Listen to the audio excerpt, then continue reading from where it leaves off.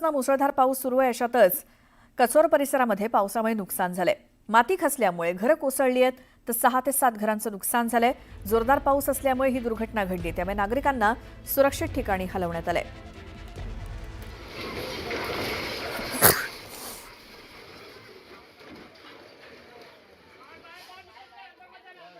घरं सुद्धा कोसळलेली दिसतायत। ही सगळी दृश्य आपल्याला व्हिडिओमध्ये कैद झालेली दिसतायत। यामध्ये 6 ते 7 घरांचं नुकसान झालंय। कल्याणच्या कचोर या भागामध्ये माती खचली, त्यामुळे इथे असलेली घरं सुद्धा पूर्णपणे कोसळल्याचं दिसतंय। घरं कोसळतानाची ही दृश्य व्हिडिओमध्ये कैद झाली आहेत, त्यामुळे नागरिकांना सुरक्षित ठिकाणी हलवण्यात आलंय। तिथे मुसळधार पाऊस झालाय, त्यामुळे माती खचलेली आहे। प्रचंड नुकसान झालंय कचोर परिसरात। हो, सगळे सुरक्षित आहेत। असं काहीच जीवितहानी नाही झाली आहे। तात्काळ आम्ही सगळेजण घराबाहेर पडलो आणि सुरक्षित आहोत। बस। किती कुटुंब राहतात या ठिकाणी? आहेत 10-12 कुटुंब, जास्तच आहेत इथे। आता इथे आहोत तिथे 10-15 घरं आहेत आणि बाकी घरांचे या ठिकाणी भिंती कोसळल्यात काय? 6 घरांच्या। सगळे माणसं सुरक्षित आहे। ते भिंती पडण्याच्या आधी आम्ही लोक सगळे बाहेर निघून गेले आणि काय प्रॉब्लेम झाला नाही, कोणाला काय नाही, मारहाण झाला नाहीये। आम्ही सगळे नॉर्मल सुरक्षित आहे आणि त्याला तोडून घेतलंय। तर पुढची बातमी बघूयात। खडकवासला धरण क्षेत्रामध्ये सुद्धा मुसळधार पाऊस सुरू आहे। खडकवासला धरणातनं विसर्ग वाढवण्यात आलाय, त्यामुळे भिडेपूल पाण्याखाली गेलाय। नदीपात्रातील रस्ते वाहतुकीसाठी बंद करण्यात आलेत। रात्रीच्या वेळी नदीपात्रात लावलेली वाहनं पाण्यात अडकून पडली आहेत। पावसाचा जोर असाच राहिल्यास नदीच्या पाणी पातळीत वाढ होण्याची शक्यता आहे।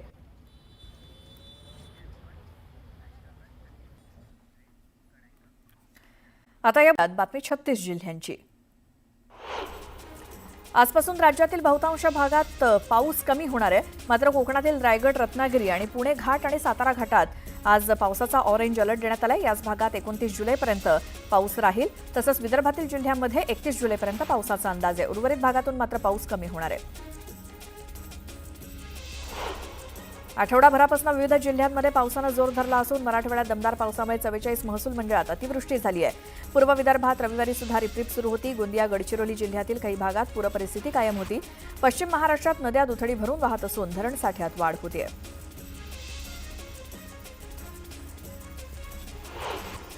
मुसळधार पावसामुळे कोल्हापूर जिल्ह्यातील धरण आणि नद्यांच्या पाणी पातळीत वाढ झाली आहे। जिल्ह्यात पूरपरिस्थिती निर्माण झाल्यामुळे सतर्कतेचा इशारा देण्यात आलाय।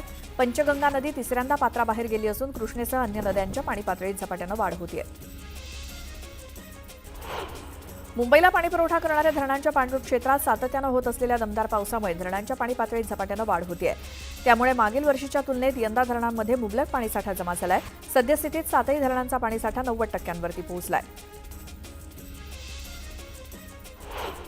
भंडारा जिल्हा मध्यवर्ती सहकारी बँकेच्या निवडणुकीसाठी 97.83% मतदान झालं। 21 संचालक पदांसाठी जिल्ह्यातील 11 वेगवेगळ्या मतदान केंद्रावरती शांततेत मतदान झालं असून सर्वसाधारण गटातील 16 संचालकांच्या मतांची आज मोजणी होणार आहे।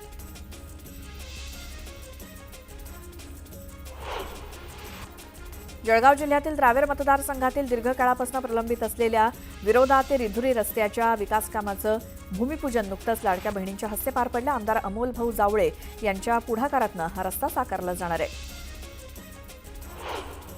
विधानसभा निवडणुकीच्या तोंडावर घाईघाईत राबवलेल्या मुख्यमंत्री माझी लाडकी बहीण योजनेतील 2,52,00,000 लाभार्थ्यांपैकी तब्बल 26,34,000 जणी आता विविध कारणांनी अपात्र ठरल्या आहेत। अपात्र लाभार्थ्यांमुळे वर्षभरात सुमारे 4,800 कोटी रुपयांचं नुकसान झाल्याचा अंदाज आहे। गणेशोत्सवात मंडप उभारण्यासाठी रस्त्यावरती किंवा पदपथावरती खड्डे खणल्यास सार्वजनिक मंडळांना यंदा मोठा आर्थिक फटका बसणार आहे। प्रति खड्डा तब्बल 15,000 रुपयांचा दंड वसूल करण्यात येणार असल्याचा इशारा मुंबई महानगरपालिका प्रशासनानं परिपत्रकाद्वारे दिलाय। महाराष्ट्र औद्योगिक विकास महामंडळाच्या क्षेत्रातील सुविधा भूखंडावरील घरांची संख्या वाढवण्यासाठी एमआयडीसीच्या अभिन्यासातील 10 ते 30% जमीन गृहनिर्मितीसाठी राखीव ठेवण्याची तरतूद करण्यात आली आहे। एमआयडीसी क्षेत्रात निर्माण होणारी घरं कामगारांना 10 वर्ष भाडेकरारावरती आणि त्यानंतर मालकी हक्कानं वितरित करण्याची तरतूद गृहनिर्माण धोरणात करण्यात आली आहे। कोळीवाड्याचा विकास करण्याचं, त्याचसोबत त्यांना रस्ते आणि मूलभूत सुविधा देण्याचं आश्वासन उपमुख्यमंत्री एकनाथ शिंदेंनी दिलंय। कोळीवाड्यातील सर्व कामं पूर्ण करू, कोणीही विकासापासून वंचित राहणार नाही अशी ग्वाही त्यांनी दिली। यानंतर एक मोठी बातमी. कृषी मंत्री असताना माझ्यावरती अनेक आरोप झाले, मात्र न्याय व्यवस्थेनं मला न्याय दिला असं वक्तव्य आमदार धनंजय मुंडेंनी केलं. तसंच शेरोशायरी करत धनंजय मुंडेंनी विरोधकांवरती निशाणा साधला. 200 दिवस मी शांत राहिलो आणि 200 दिवसात मी दोनदा मरता मरता वाचलो असंही धनंजय मुंडे म्हणाले. 200 दिवस या जगाच्या पातळीवर कुठल्याही एखाद्या घटनेची, त्या घटनेतून व्यक्तीची, त्या व्यक्तीच्या जिल्ह्याची आणि तो व्यक्ती ज्या जातीत जन्माला आलाय त्या जातीची बदनामी 200 दिवस मीडिया ट्रायलमध्ये कधीच कुणी केली नाही, ती मी सहन केलंय. आणि त्या 200 दिवसात दोनदा मरता मरता वाचलोय तुमच्या सगळ्यांच्या आशीर्वादामुळं. संयम ठेवायचा, संघर्ष करत राहायचा. संघर्ष आपला कायम आहे, पण आखिरी में जीत अपनी है.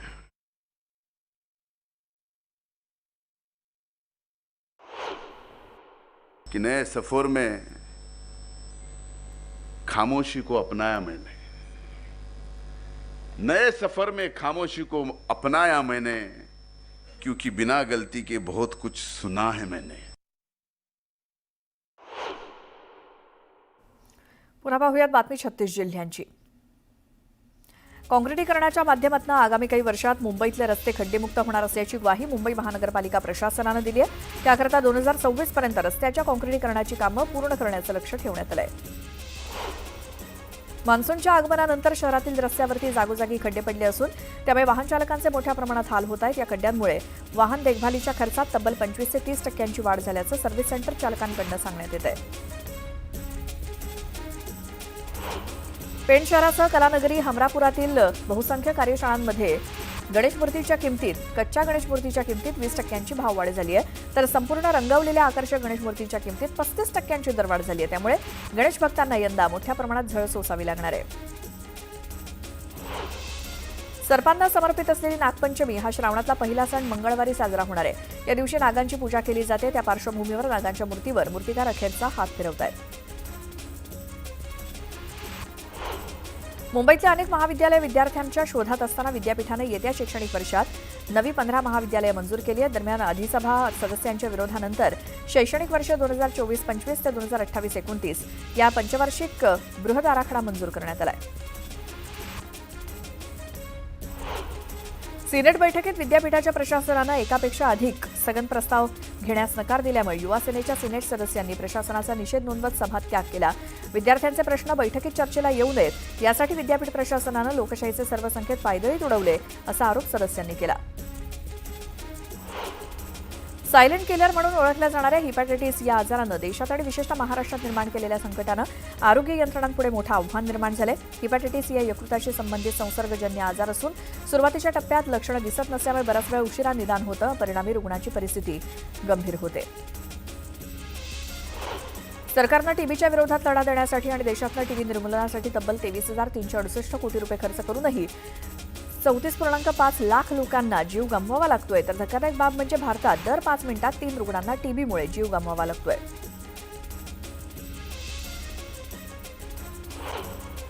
दोन वाहनं रस्ता दुभाजका शेजारी बेकायदेशीरपणे पार्क करून येणाऱ्या जाणाऱ्या लोकांना आणि वाहनांना अडथळा निर्माण केल्याप्रकरणी पिंपरीमध्ये गुन्हा दाखल करण्यात आलाय.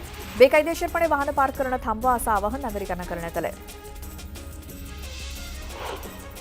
देशातील 13 राज्य आणि केंद्रशासित प्रदेशातील 63 जिल्ह्यांमध्ये अंगणवाडी केंद्रात नोंद असलेल्या 50%हून अधिक मुलांची उंची त्यांच्या वयाच्या तुलनेत कमी असल्याचं संसदेत महिला आणि बालविकास मंत्रालयानं दिलेल्या आकडेवारीतून समोर आलंय. आज